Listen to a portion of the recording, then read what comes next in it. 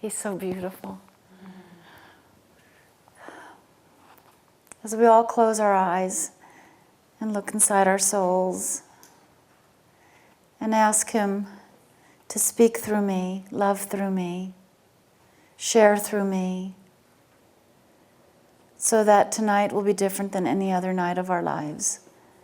And that the light that we experience in our singing, in our prayer, in our devotion, that it fills our souls up so that we become better devotees throughout the week.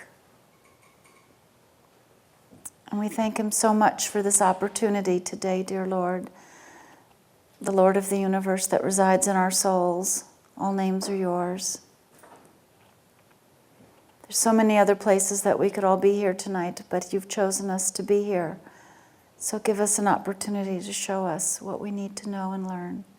We thank you so much, dear Lord, for all you give us, always giving to us. Thank you so much for being in our lives. Amen.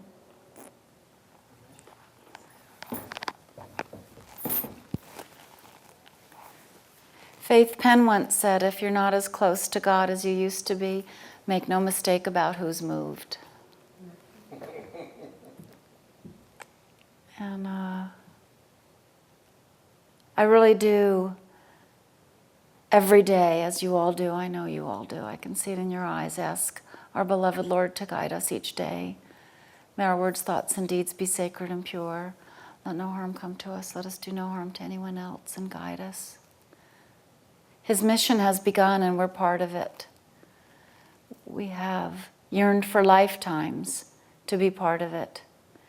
You know, today I was in the office and one of the ladies was so happy. She just does so well at work and business, and just found out that her father had died and left her a big plot of land in Mexico. And, you know, as side devotees, we're like, this is exciting. It is her karma. How has she gone to sleep hungry or cold many lifetimes to deserve this grace? And when people afterwards, you know, talk to say, why does she have all this luck? And I got to talk to them about karma. And some faiths, some fundamental faiths don't believe that. But when you think inside your heart, how can Mozart's and Beethoven's play concert piano at 3-4 years old, or speak ancient French, or, you know, 500-year-old Latin, you know, under hypnotherapy? There's so much that we don't know. Even Jesus, when he met John the Baptist, he said Elijah has returned. And of course, reincarnation was taken out of the Bible, you know, by Constantine and the certain churches, and we know now that what we do determines our next life. And I think that some days, no matter how bad it can get, when I don't know how I'm going to pay something or how I'm going to handle something or what to do with a health condition, I think I have a roof over my head and my belly's full. And I can walk, I have hands to work. And I always ask Him, show me ways to help people. And that's all we need to do, show me ways to be a better devotee. And even people that have their bills paid and their children are happy and everything seems to be working, they're fighting their own inner demons, I hear, you know? Especially side devotees. We're given the opportunity to know whatever faith you come from or whatever path you walked on before, that Jesus' Father's here. The Buddha's here, he's incarnated. Zoroaster, all the gods that people have prayed to. We can see him on a video, thanks to Swami sending Jean here for most of them. We can hear his voice. You know, when I was little, I always wanted to be Catholic, and that was really hard on my parents because they were Methodist. And, you know, I wanted to be a nun. You know, I wanted my room very stark, and I used to pray on my knees, and I used to run away when I was 7, 8 to the neighborhood Catholic church, and I couldn't understand how, you know, they had pictures of Jesus carrying a cross. It looked so painful. And he took it so beautifully, and he was so happy to take, as he put it, the pains of others. And that's what we're going through right now. No matter what happens in this Kali Yuga, if the earth shakes, if we have to fight whatever demons, illnesses, sufferings we have, he lived, and he's coming back. You know, in fact, my roommate thinks it's funny when the Jehovah's Witnesses knock on the door, and I give him the Swami brochure. I go, you're right. He was here, and he's coming back, and we're expecting him. So get ready. You know, and usually the older one takes the younger one away, but, you know, when we look at his beautiful eyes, you know, I didn't get the flower, but I think the picture of Swami looking at me, that's how he looks at all of us. We just can't see it. You know, I have to think sometimes, take 10 steps to him, he'll take 100 to us. Or take 1, depending on where you read it, to him, he'll take 100 to us. It's all we have to do every day is ask him for miracles, like Yogananda. Yogananda said every day, expect a miracle. Every day. We don't know when it can be taken from us. And it doesn't matter what we're going through, you know. When I lost my beautiful husband, who some of you knew, sweetest man in the world. Of course, you know, when someone dies, you always say, oh, they were so sweet and so intelligent and all that. You know, I had to think about that. I went, wait a minute, you know, no marriage is perfect. No person is perfect, you know. But it didn't matter. He was very humble and very loving. He got to go to India for the first time in 71, and when he first saw Swami, he cried. This was a very sweet man. He was a gentle soul. He was a family law attorney. It didn't matter if people had money to pay him. It didn't matter. He helped people. And there, he saw the gate, and he cried. Like here he is lying on the ground sleeping by the gate until Swami came back out, you know, in the morning. In the dirt, it didn't matter. He knew who he was. And Faith Penn came out and said, don't worry, he'll see you in the morning. And Harold got to stay in his room with them, and he'd watch him, you know, as Jack Hislop spoke about, reading the mail every morning and looking at it. And as Harold would read it, Swami'd be telling him what's in the letter. And, you know, to me, he's reading our hearts. You know, as I say, he's the big ear. He's listening to our thoughts and words. We ask him to be sacred and pure, and he'll test us. He'll give us our enemies to love more than we could. You know, I always ask our beloved Lord to speak through me when we're talking, and I think, oh, don't tell that story, Victoria. It's too personal, but it comes out of my mouth. And I'm so careful driving, although Kumadini might have prayed more than she thought she would tonight driving up here. You know, I thought there's 3 accidents, and we bless the people, and we bless Swami for avoiding that for us.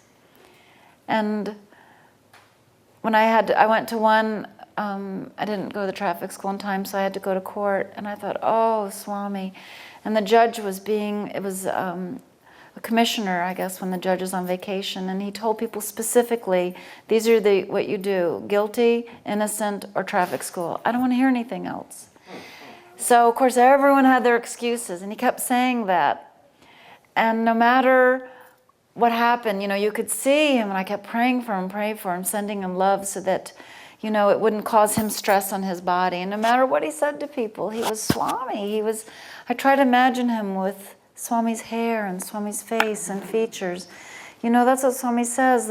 The worst criminal in the world, the worst murderer, rapist, whatever, at one point was a baby. And hopefully they had a mother to look at them with love, because that's how he looks at us every minute, even when we're not being loving like we could be. And that's how we get to look at everybody like that. And so the more I prayed for this judge and put a golden bubble of love around him, he got kinder to each person. And to me, he was so kind and so gracious. It was just like being in the interview room, you know? And it doesn't matter if we've been in the interview room, you know? It doesn't matter. He'll come to us in dreams if we pray hard enough, you know? He'll come to us in the form of our worst enemy. I've seen it. I've had things happen to me that I'm sure you all have stories. I'm sure you all could sit up here. I don't know why Swami wants me to sit up here with the microphone. I thought, well, if you fall asleep, I hope you have Swami dreams, but I'll try to keep you up. You know, I wanted so badly to be born in the time of Jesus, so badly as a child. It just didn't seem fair. I would read about him. I thought, all those lucky people, they only had him for a year and a half. And then I met this man that told me that God is alive in India, my Course in Miracles teacher. And I thought, this is an intelligent man. The more I went to the classes, he always brought Swami into it. He brought both Swami's teachings along with the Course in Miracles. One of my favorite quotes is, forgiveness is the fragrance that the violet casts upon the foot before it steps on it. And the more I listened to that and listened to Harold speak of this, his beloved teacher in India, I tried to make him wrong. I kept reading books, about Swami. Don't you love when people say that? I tried to find something wrong with him. I mean, I was born again, and this isn't right, How could he say he's God incarnate, But he says we're all God. And here we are on Mount Olympus, huh? Yeah, where the gods are. But the sweetest, kindest man, and the more I got to know him, the more I understood him. And then finally, he got sick, he almost died, and he begged me to marry him when he was really sick, and so I said yes.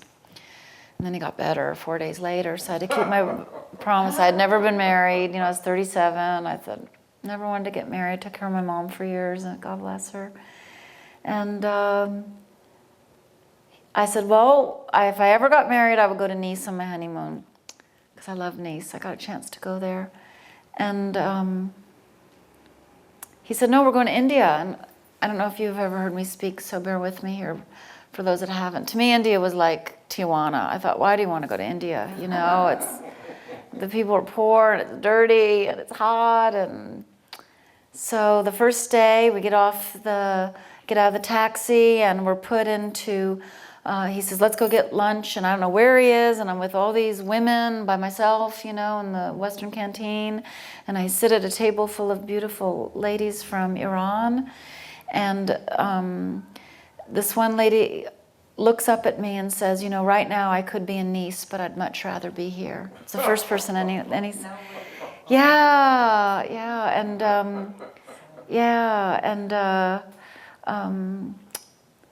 Sairam, and that's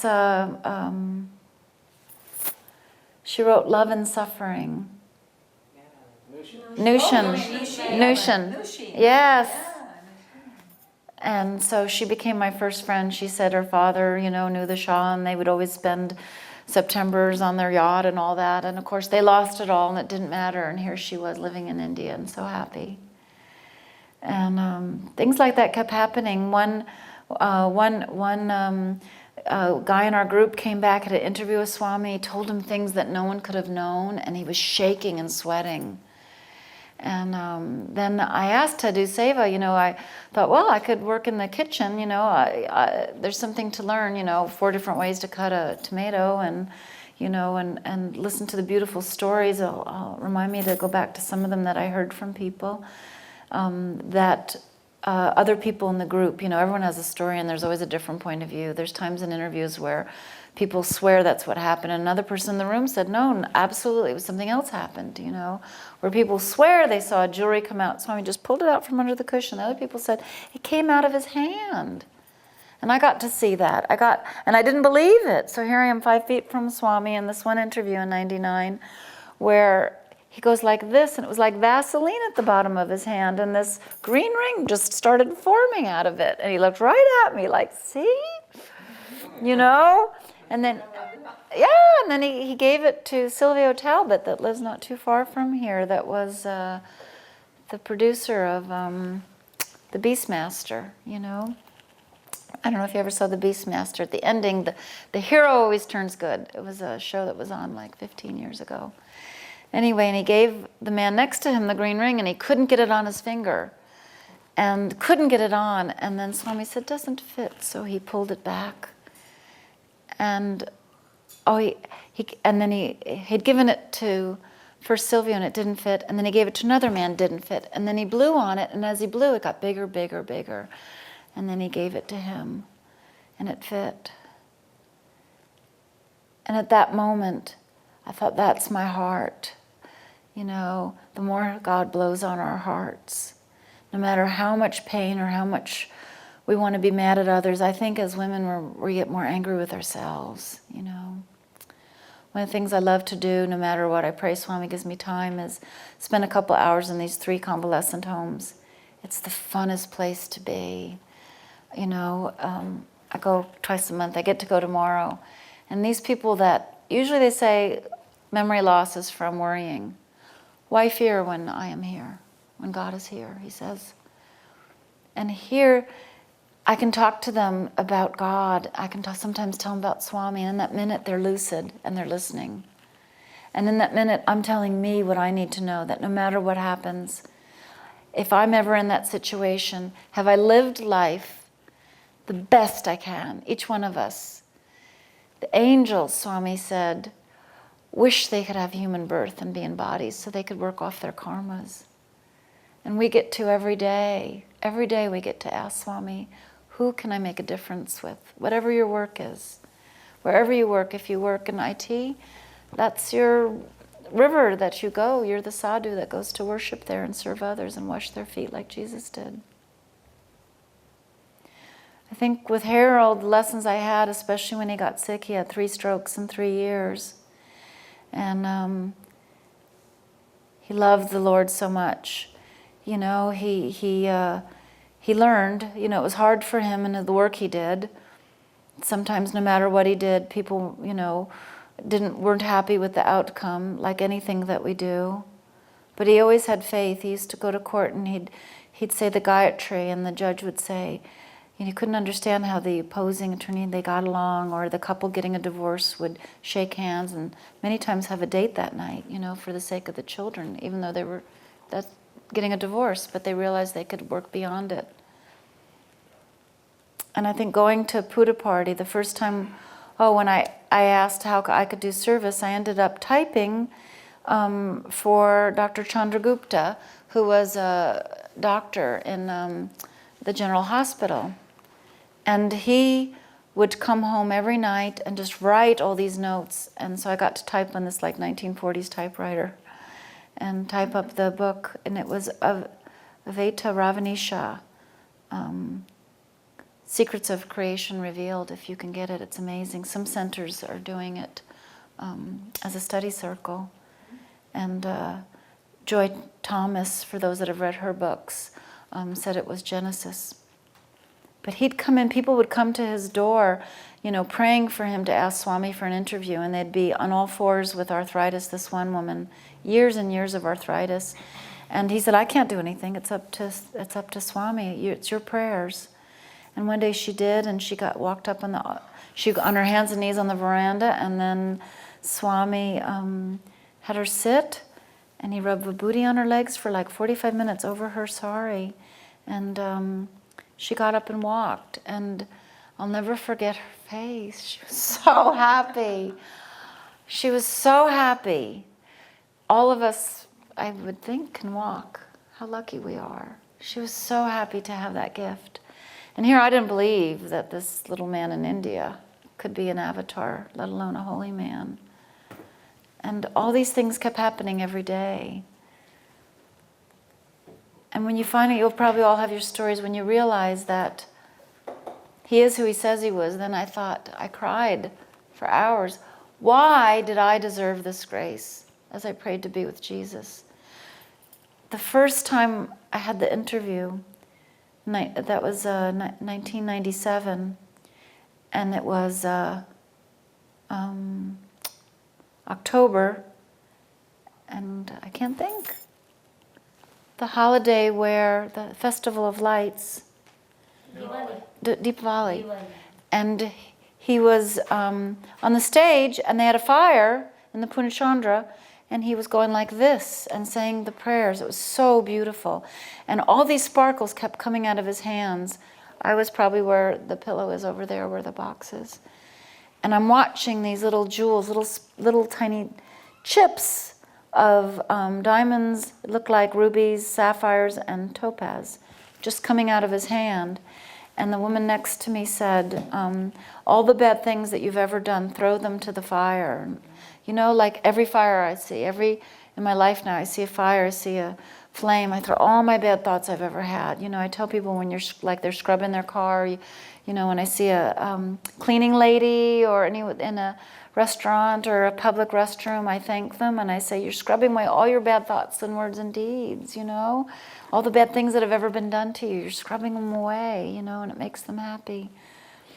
And carry fiber bars, they're always hungry. It's good to always, you know, see people in the street. I'm sure you've got your service projects here at the center, Inspire Mission Viejo. You really do. We always try to keep up what you're all doing. This is the center that when Harold said he started coming in '79, a couple of times people would see a man in an orange robe with an afro out in front leading people in. And they'd go out there, the box, and they wouldn't see Swami. But people would come in and say, strangers off the street. So each one of you, he's handpicked to be here tonight, to be part of his mission, to be his example. It is not easy. There's times when we want, I know I can only speak for myself, when I want to react and I want to come from my head, not my heart. I don't know if Martin Wagner said a couple weeks ago when he asked Swami, what's the difference between heaven and hell? And Swami told him, heaven is in the heart and hell is in head. Yes. Yes. I think of that all the time. Heaven is in your heart. Swami said that so sweetly to him, and hell is in the mind. And this lifetime, there's times when I lost Harold, when I got very sick, and I was lying on the floor for 6 days. The tumors had cut everything off, and I was in bliss because I was with Swami, and I didn't want to live. And someone came in and took me to the hospital, and I realized I had no right to give away a life like that. You know, and no matter how bad our problems seem, or we have pain in our life, and I'm sure each one of you have been through something, or you wouldn't be here, because he's called each one of you. Each one of you is his precious instrument. That's when we get to hold on to those little brown toes, those beautiful little brown toes. I got to touch them once. They feel like warm ice cream. Did you kiss them? I did, and they smell like vibhuti, the best vibhuti in the world. The best vibhuti. You know, vibhuti just tastes great when your heart's pure. You got to purify your heart because it's a gift. Like Jean says, 1,000 years from now, we have vibhuti that was here that may have been touched or breathed on by the Lord. You know, every vibhuti, thank him for it. I had a client that was going through AIDS. He was already HIV in '99, and I said, what do you want me to bring you back from India? That's when I did massage therapy full time, and he said, you'll know. So I brought him a little packet of vibhuti, and he was so hungry for a cure. This was before now what they give you, you know, now it's so much, you know, more advanced, the cures. And I didn't realize, I saw him like 3 years later, and I said, you look better. He says, they can't find the AIDS. It still could be hidden in the body.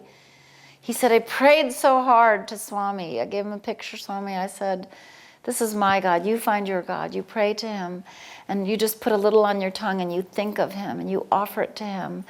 And he said he knew how precious it was. He didn't realize it was more. He took a head of a pin every morning and put it on his tongue and thought of God. He did pass 2 years ago, but of cancer. You know, just like we send prayers to Ron and Bernice Mead. Ron said to Swami, you know, Swami told him he had cancer when his lung had the tumors. And the surgeon later became a devotee because he said there was a huge mass and it was gone when he came home from India. You all know Bernice Mead, amazing woman. She has a song every time she goes to India. She has her theme song. It's usually like My Guy or something, you know. All of us get to have a theme song. Gosh, what else would Swami want me saying? I mean, to be in his presence is one thing. I mean, how many people have been to Puja party? Lucky, lucky. Everyone else You're here now. You're here now. Every day walking. This is holy ground. And Premasai is getting ready to come. And he wants us to be ready for him. People are watching us. You know, Swami said, now, and please bear with me, paraphrase, you get darshan from my eyes. Soon people will get darshan from your eyes. When Harold used to have people come in his office and they'd see a picture of Swami, and they'd say, who is that? And he'd say, he's God. And I go, oh, Harold. But he is. And one time we got to talk to this group. It's called The Inside Edge, that was founded by the authors of Chicken Soup for the Soul and all that, you know, they said about 450 people. And they wanted to hear about our trip to India. Spiritual-minded business people, wonderful.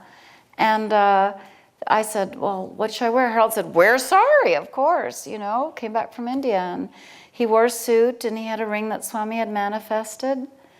And I said, Harold, don't talk about the ring. People can't handle. First words out of his mouth. And this ring came out of his hand. Do you know everyone wanted to come up and see the ring?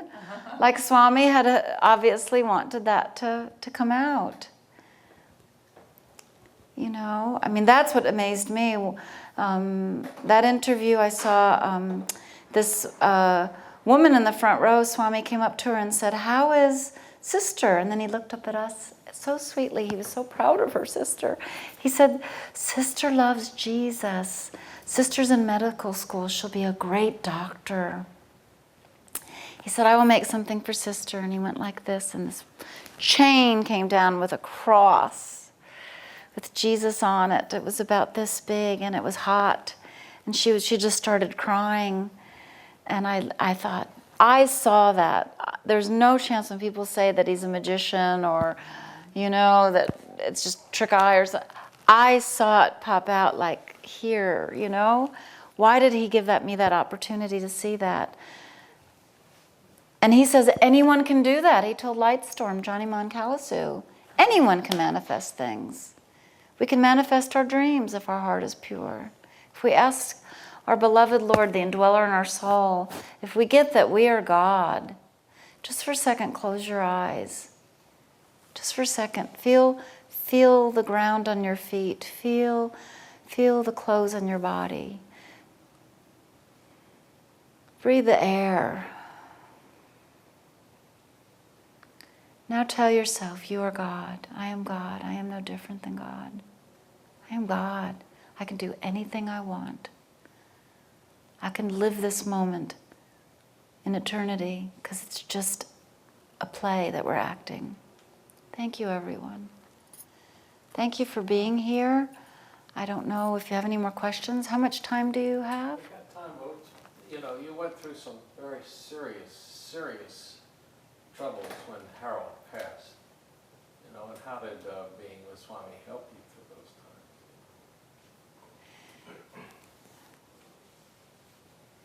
times? You know, you take for granted that you can write a check and pay a bill. Some people do. Anyway, I did. Harold always prayed. Business came to him.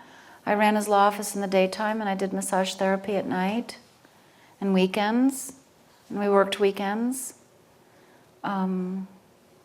We just loved it. We loved the work.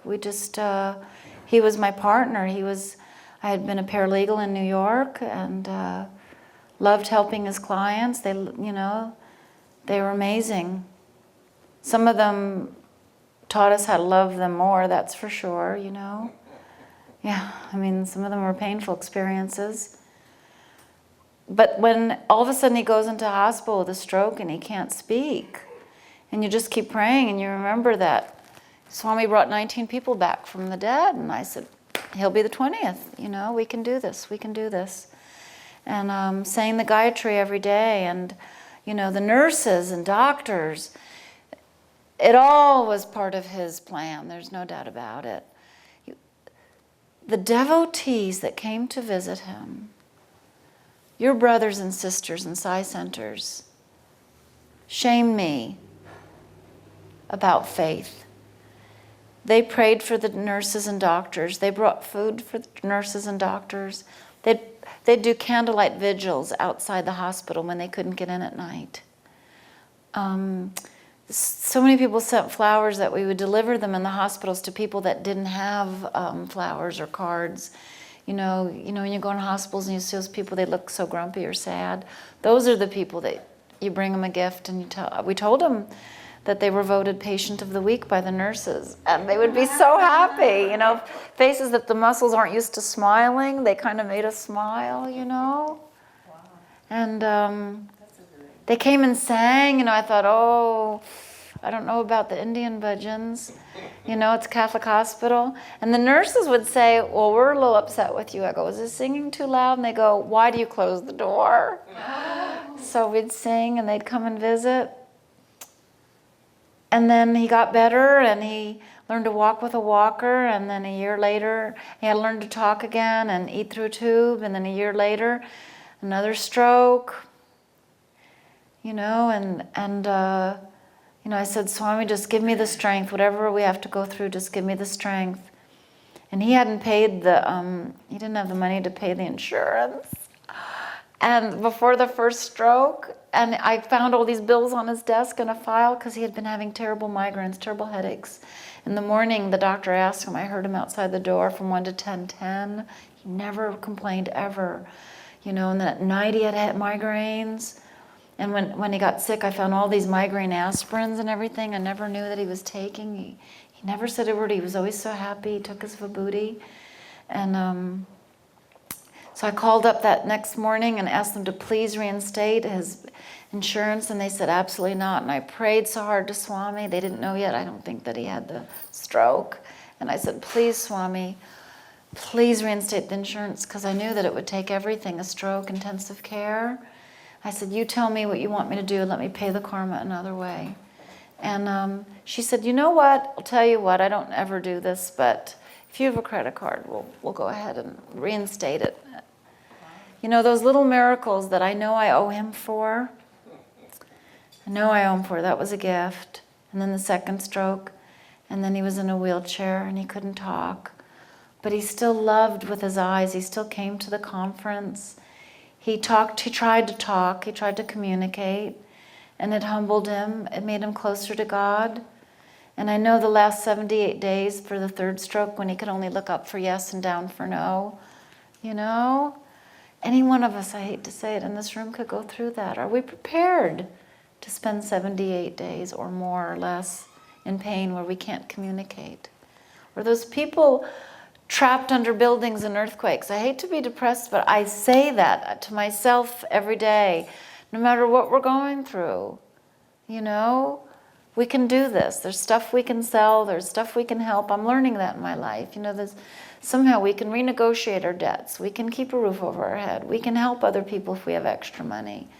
It's His grace that we're given it. It's not our money, you know. Like they say, current is French courant, you know, for river flow, you know. That's our duty. But it strengthened my faith. The Sai brothers and sisters that came, and they'd come when I was at the hospital, because, you know, I wasn't home that much, because I was also working at night and running his office and visiting him. So I'd come home to a clean house and food in the fridge, and I never knew who. You know, that's a Sai devotee. You know, I don't know another religion like this. You know, I bring people to Sai centers, you know, from other faiths, and they go, why do you come to our church? That's like kindergarten compared to this way of life. Because you all walk your talk. You serve to make God happy. You don't want to be thanked. You don't want to be acknowledged, you know. He set a precedent for the world. He set a new world. You know, that's why I love hanging out with the young adults, because as Dr. Jumsai says, they're going to be my parents in the next life, you know. When we look, you know, golden age, by the first year in Swami's college, they're placed in, they've already got jobs by their first year of college, all over the world. You know, there's a waiting list for them. Remember when they built the second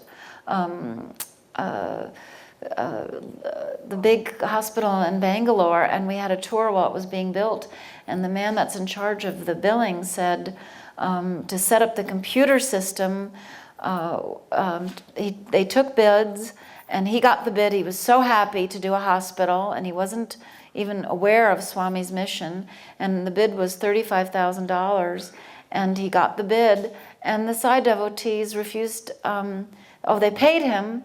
Oh, and as he got to watch the Sai devotees in action, he refused to take the money. He just refused to do it, and they insisted they take the money. And he said his business was in the red, and it completely turned around since then. And the young students that came to volunteer and help in his business, he had never seen anything like that.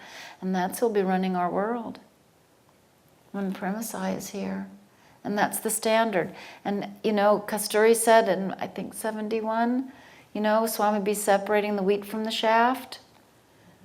It happens.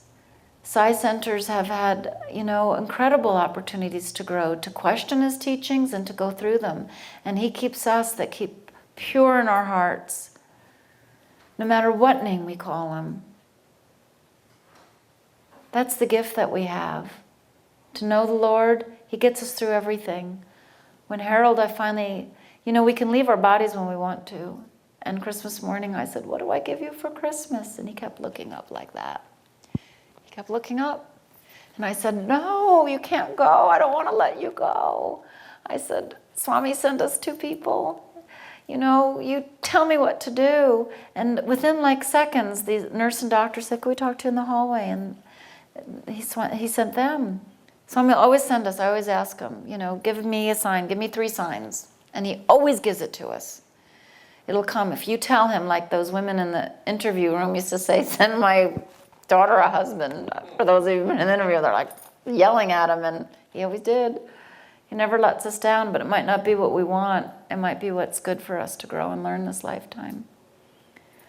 Harold was in an interview with the one man that prayed, he pleaded with Swami, send him a wife, and Swami said, no. And he'd say all these, wife is knife, and then wife is life, and Harold said, he knew him from one of the centers, and eventually he did get married, and she moved her family in, and he had to go bankrupt because the family cost so much money, and had to support them, and they wouldn't. All these things kept happening, and he looked back, and that was his karma. So we tell God, heal our parents that are sick. We have no right to. I'm sure you all know that. I'm obviously speaking to very high-level devotees, those of you that I know and have spoken with. When they called you in the hall, they said, when you tell him that you'll be fine, he'll leave his body. You just have to tell him. And I know when I talk to the nurses there too, a lot of people will leave, they'll make their transition when their loved ones are gone too. They don't want to be looking at these crying faces. If you're ever in front of your loved ones that are sick or dying, don't be crying at them, be happy for them. Let them see love. Let them see your joy for them. And that's what they said. And I went and I told Harold, I'll be okay, and I'll be strong, and I never cried in front of him. I had a sign above his bed, no crying, and he can hear you, and don't discuss anything negative, and, because he wasn't shut out. And tears came to his eyes. He was so happy, and he managed to smile. I said, just look in for me time to time, So, I closed the law practice and took different routes. I got very sick. I couldn't do massage, so, I told you the tumors, and, had the surgery, and came back and studied real estate. I got a few other licenses while down the road. And it taught me to be strong, taught me to see life and love in everyone. If you're ever selling a home, put vibhuti in the yard. The right person comes right along. It does work. If you ever are sick, Swami's vibhuti. How lucky are we? Like Lords, how they believe their holy water, it is. And every day, I think, what do you want me to do? How do you want me to serve you? I've done whatever it takes to pay the bills because I made an agreement with the credit card companies, right? We gave our word. We're Sai devotees. I'd rather pay it now than the next lifetime. I don't know what'll happen. So, and he sends me job offers or clients or work. You know, some days I go home crying, saying, how could people be so mean? And then I go, wait a minute, what did I learn from this? And I love them and love them more. And I realize it's in me, and I'm mean, or I wouldn't have seen it in them. You know, I have to be like that if I even think that for them. Funny. It's funny that you think that way. Me, I always think instead, they're doing me a favor. They're just teaching me. When these things happen, how do you react, or do you go inside? So it's funny. I never thought of it that way. You know, I learned it a long time ago, and it stands to me. Even I think back, when did I ever do that? How can I, if I see a fault in someone, you know, well, Swami says you point a finger at someone, three are pointing back at you. Have I ever? I've never been like that. And I think back, maybe I was 12, you know, or maybe some, but there's a time and it humbles me and I go, darn, I did think that. I did do that. I did do something stupid, or I did think something bad about someone, you know? Yeah, it's karma. You were normal. Yeah, but, you know, I got a chance to make many trips to see him. I did get a chance after Harold passed to bring his ashes there to the Chitravatri, and I worked with the children, Swami's Christmas plays. We had one year, the lady in charge of wardrobe asked Swami, this was in '99, she said, what did Jesus wear? Because he'd come in, you know, all the doors would go down in the Punchandra, and then we knew he was coming, and he'd walk amongst us. And people would ask him questions, and he'd say things, you know, where is Yosef and Maria? That's what he called them. And he said, Yosef wore red the day Jesus was born, red vest. And, you know, like he was there. For me as a Christian, that was like, oh, Sairam. And she went into town the next day and got an interview. Ironically, we weren't there when she got an interview with a bag with, she had 3 different color swatches of red, and he pulled inside and pulled a 4th one out and said, this is the color red. And, you know, he'd talk about, you know, the tax collector. He'd just talk about little things about, and, you know, it made us wonder, all of us are there, how many of us were there at the time of Jesus, you know? And to have him walk around and share that time was so special. You know, to see the children and their miracles, you know, no specific, I mean, things, Jean, you know, you were there, you know, how did somehow these people found in the villages scaffolding and, you know, light bulbs, and we just in paint, and, you know, you're in this little village in costumes, and miracles happened, you know. I think after the interview, back into 1997, in Deep Valley, when he was throwing the jewels in the fire for hours, and they were doing the beautiful chants, and I was throwing all my bad qualities. The next day we were called in for an interview, and I had been praying so hard to purify my heart and get rid of my karmas. And I did leave very sick after that interview room. You know, I have to say this. I was in the room with a couple of other ladies, and he goes to the first one. I knew her medical history because, you know, I'd worked on her, and, you know, I knew what she'd been through, and he yelled at her, why do you worry? Monkey mind, monkey going from tree to tree. Look what it's done to you. First your stomach, then your colon, now your gallbladder. And he went through the list of all the years of her surgeries, you know, and he yelled at her like that, you know, why worry? And he told her, you know, go back with husband, kind man. You know, he told her so many personal things, you know, and this is my first interview. And then he goes to the next woman and he says, you know, and don't argue with husband. And he started saying things she said. Oh, she said, I don't argue, Swami. And she starts arguing with him. And he says, and then he started arguing in her language back and forth with her. You know, I've heard him speak Italian. I've heard him speak French. I'm like, To the French, to the Italian, he went, amore, and they all fell on their hands and feet and started crying and kissing him, and, and it was great, and he said to them, I know, bad water, then go home and drink your wine. Offer it to me first, and they were crying and screaming then. I'm not saying that's a wine commercial, but he said, offer it to me. And I remember this one woman and her brother had an interview with him, and she said, Swami from Australia, tell him to stop drinking beer. He said, but every night he'd have his glass of beer in the kitchen after dinner. And he says, but he offers it to me. And he'd toast it to the picture of him in the kitchen. He said, but he offers it to me first. You don't even always offer your food to me. In fact, there were 3 Australians one year that were walking up there. They were new, first trip, remembering this story, and they brought white wine in their room in the ashram, to celebrate the last night before they went, and they had 2 bottles. And they're walking with this, they had this wine and the last night, and they hadn't had an interview. They prayed, and they never got a front row. And so they opened the bottle, and they poured it into their little cups, she said, and they toasted the Swami to the picture and went, cheers! And they drank, and it was water. And they kept pouring it out and drinking, and it was pure water. And they opened the other bottle, and again, cheers, and it was water.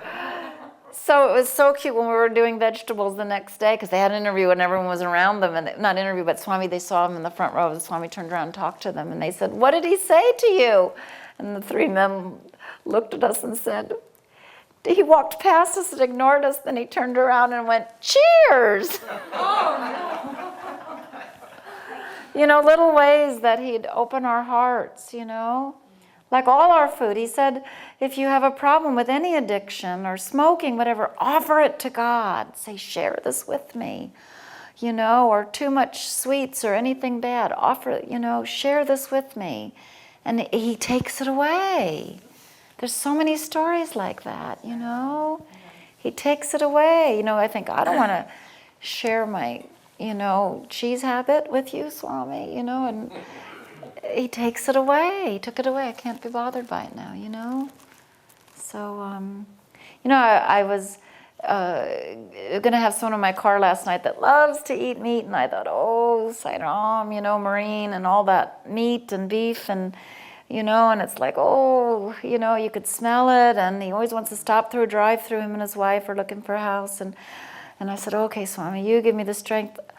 They get in the car, turn on the radio, and it's an interview about vegetarian. And I said, should I turn this off? And they said, no, we want to hear it. How often do you hear an interview about vegetarianism? It was a lady up in LA, and she said she offered tofu to someone, and they went, oh, how horrible. And she said, this is horrible? Well, animals are in these cramped quarters, and then they're butchered, and they're hung up by their veins, and hung upside down still alive, and I won't go into it, and you think that's not horrible? And they just sat there and listened. And they said, well, what do you want to get to eat?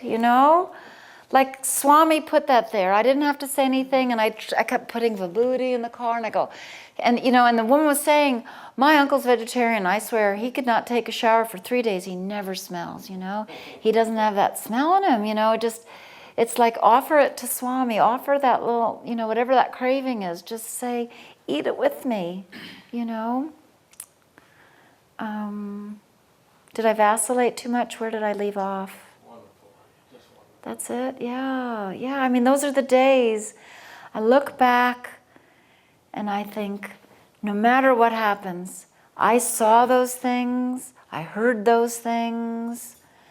Each one of you has a child that's maybe been sick and comes back, or that doesn't want to go to school, or a parent that doesn't want to do something that's for their own good, or a boss or something. But just like that judge, they actually have a little afro, and they have dark hair, we just can't see it.